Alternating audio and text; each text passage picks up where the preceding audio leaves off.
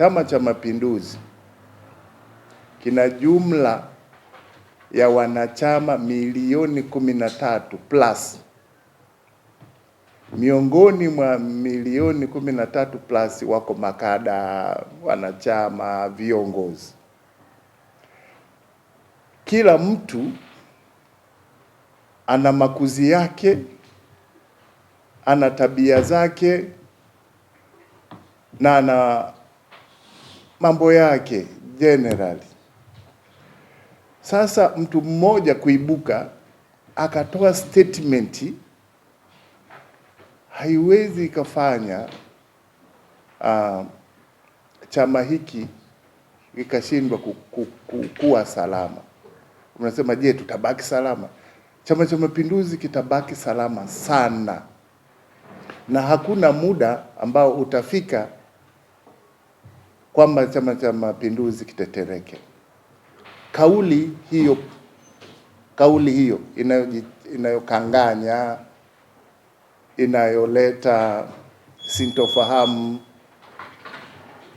haikutolewa na msemaji wa Chama cha Mapinduzi. Msemaji wa Chama cha Mapinduzi ni mwenyekiti wetu na Rais wa Jamhuri ya Muungano wa Tanzania. Ana wasaidizi wake wawili, makamu wenye viti bara na visiwani. Yuko katibu mkuu wa Chama cha Mapinduzi, na msemaji official, msemaji ni mwenezi, katibu wa itikadi na mafunzo. Sasa hizo sentiments hazijatoka kati ya hao watano, ambayo ingesema kwamba sasa Chama cha Mapinduzi kinaenda wapi. Hapana.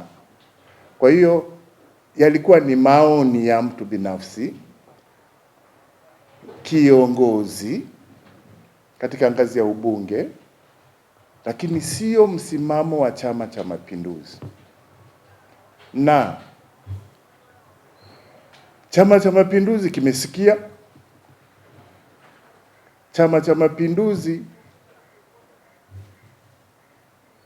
kimesikia kilichotolewa hewani na huyo mheshimiwa mbunge akiwa kwenye platform ya bunge. Labda niishie tu hapo na niendelee kusisitiza kwamba Chama cha Mapinduzi bado kitaendelea kuwa imara kuliko wakati mwingine wowote, irrespective sentiments mbalimbali zinazoweza kutokea kwa kiongozi, mwanachama wa kawaida.